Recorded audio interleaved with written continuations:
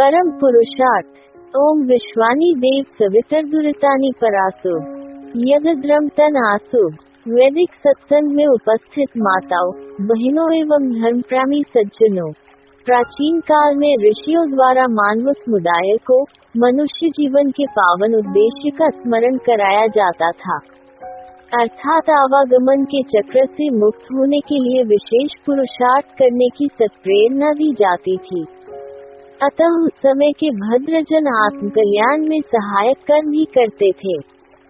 किंतु जब धीरे धीरे भौतिक ऐश्वर्य में वृद्धि हुई तो धरती की श्रेष्ठतम प्राणी मनुष्य आलस्य तथा प्रमादवश विषय विकारों से ग्रसित हो अपने लक्ष्य से भटक जीवन का दुरुपयोग करने लगे, अर्थात अपनी विषयजन्य वासनाओं पूर्ति के लिए विशेष यत्नशील हो परमानंद वाले पुरुषार्थ को भूल गए।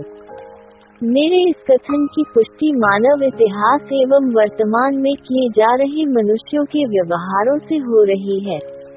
आज अधिकांश व्यक्ति सांसारिक भोगों में डूबे हुए दिखाई देते हैं। बहुत कम ऐसे मनुष्य हैं जिनका आत्मचिंतन की ओर ध्यान जाता है, जबकि वैदिक युग के मानव अपने जीवन के अमूल्य क्षणों का उपयोग शाश्वत शांति प्राप्त करने हेतु किया करते थे। पारिवारिक उत्तरदायित्व, निजी व्यवसाय एवं सामाजिक कार्यों में संलग्न रहते हुए भी उनके द्वारा कभी जीवन लक्ष्य की उपेक्षा नहीं हुआ करती थी, जिसके परिणाम स्वरूप भूमंडल पर सुख शांति बनाए रखने में वे सहायक सिद्ध होते थे।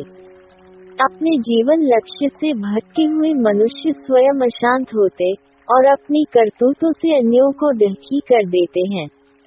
ऐसे व्यक्ति कार्य करते हैं उनमें उपकार की भावना के स्थान पर स्वार्थ बुद्धि ही प्रमुख होती है। जो सदैव केवल अपने भले का ही ध्यान रखा करते हैं, उनके कर्मों में दोष आ जाना स्वाभाविक ही है। हम अपने अतीत का स्मरण करते हैं तो ज्ञात होता है हमारे पूर्वज कितने उदार थे, उनके अंतर में प्राणी मात्र के हित की कामना थी। अतः वे अपने तन मन धन से संसार की सेवा में लगे रहते थे।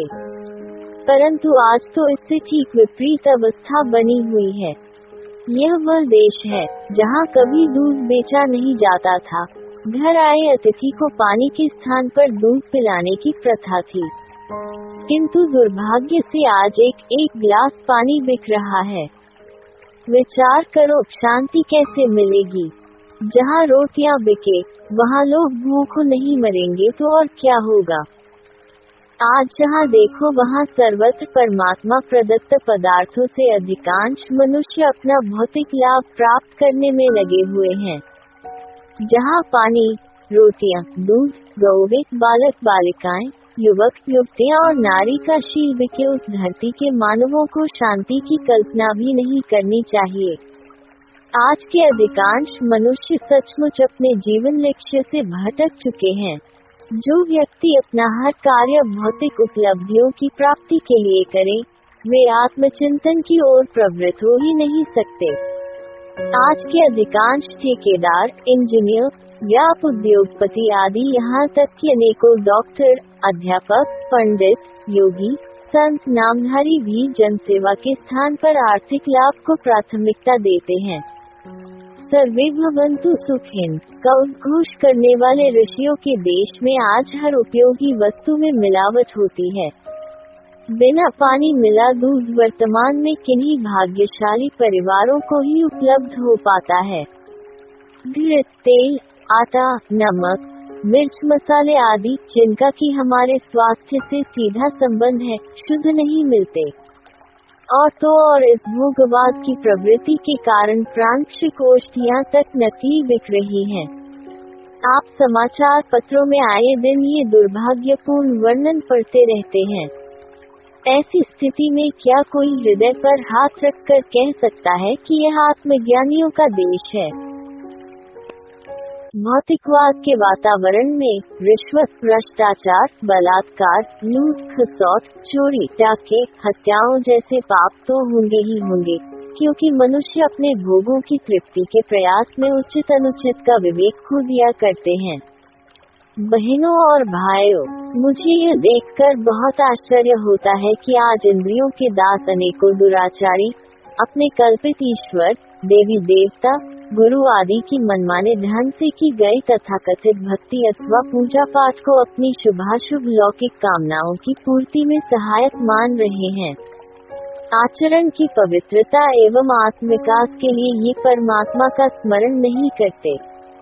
हमारे पूर्वज तो भगवान से सुबुद्धि के लिए प्रार्थना करते और सभी प्राणियों का भला चाहते थे। अपनी शक्ति और सामर्थ्यानुसार विश्व की सेवा करना उनका स्वाभाविक कर्म था। जबकि आज के विलासिता प्रिय मनुष्य संसार से अपना अधिकाधिक भौतिक लाभ चाहते हैं। यह भावना परम लक्ष्य से हटने के कारण बनी है। जीवन की सार्थकता और सफलता का ध्यान रखने वालों के कार्य व्यवहार धर्मानुकूल हुआ करते हैं। सांसारिक भोगों की निवृत्ति और अध्यात्म की ओर प्रवृत्ति से मनुष्यों के जीवन का प्रकार और ही हो जाता है। उन्हें पूर्ण पुरुषार्थ और ईमानदारी की कमाई से प्राप्त सुविधाओं पर संतोष होता है। यदि फ्रिज की उपलब्धि उनके सामर्थ्य से बाहर होती है तो वे मटकी का पानी पीकर शांति की अनुभूति कर लेते हैं।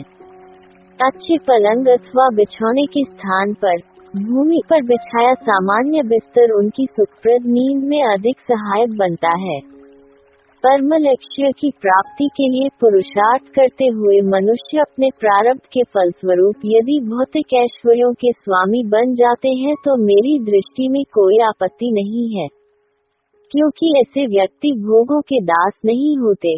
वे अपनी भौतिक सुविधाओं का उपयोग भी आत्मकल्याणार्थ ही करते हैं। सार रूप में इस तथ्य को यूँ समझना चाहिए, प्रभु प्रेमी कार, कोठी, बंगले, फ्रिज, स्त्री, पुत्र, धन दौलत आदि का उपयोग करते हुए भी इनमें आसक्त नहीं होते, अर्थात भौतिक सुखों के लिए अध्यात्म की बलि नहीं देते।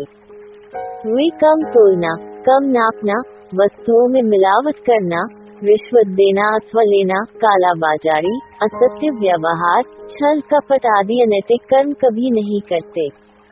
मनुष्य अपने परम उद्देश्य को भूलकर ही अनर्थकारी और अशांति के कारण बनते हैं।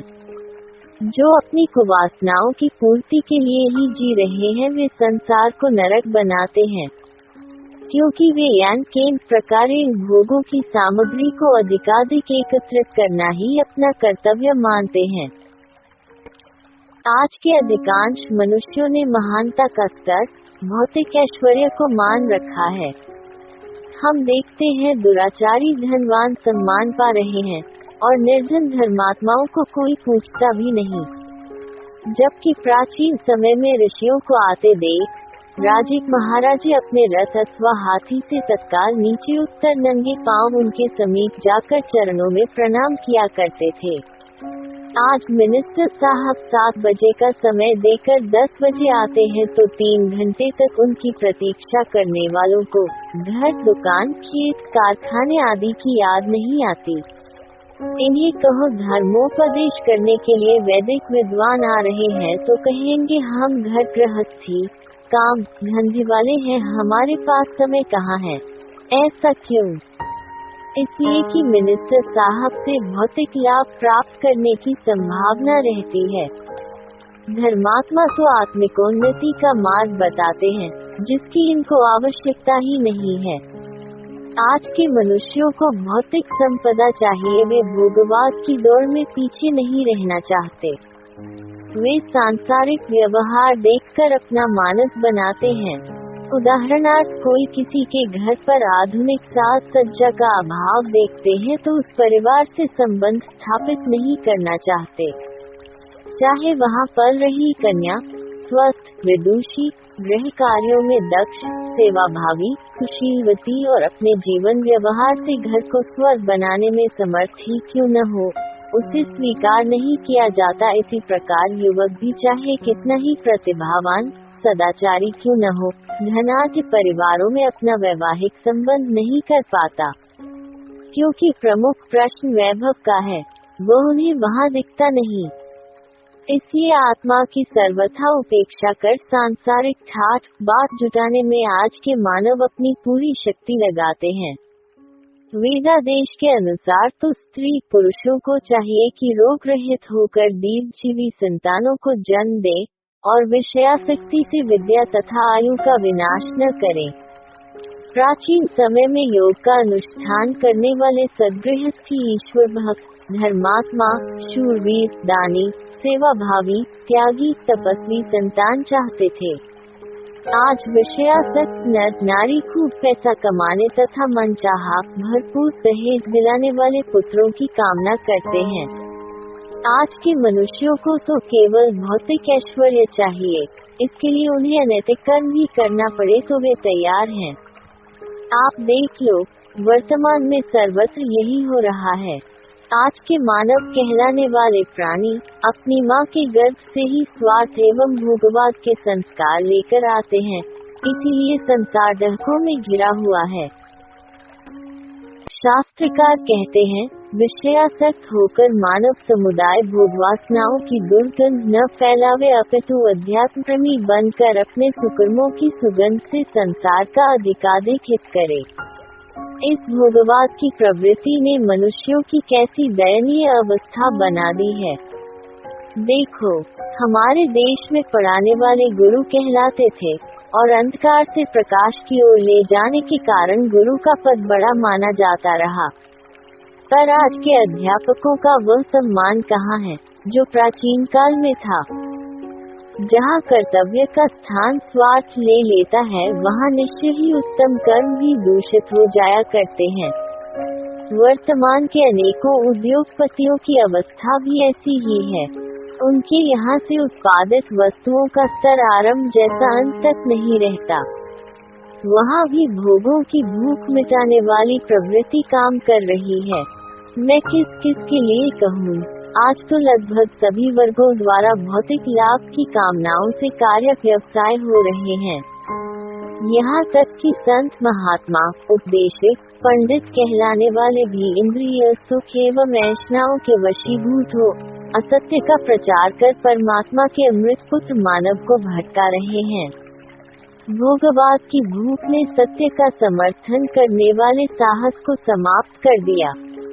अब कहाँ है देव दयानंद जैसे निर्भीक वक्ता, जिन्होंने उदयपुर की श्री महाराणा सज्जन सिंह जी का भौतिक वैभव की प्राप्ति वाला प्रस्ताव ठुकरा कर सत्य की रक्षा की। ऐसा तभी संभव है जब मनुष्य भौतिकवाद से ऊपर उठकर आत्मिकोन्नति के लिए परम पुरुषार्थी बने। आओ हम सब वेदादेश को स्वीकार कर सांसारिक कर्म कर्तव्य भावना से करते हुए अपना अध्यात्म का मार्ग प्रशस्त करें।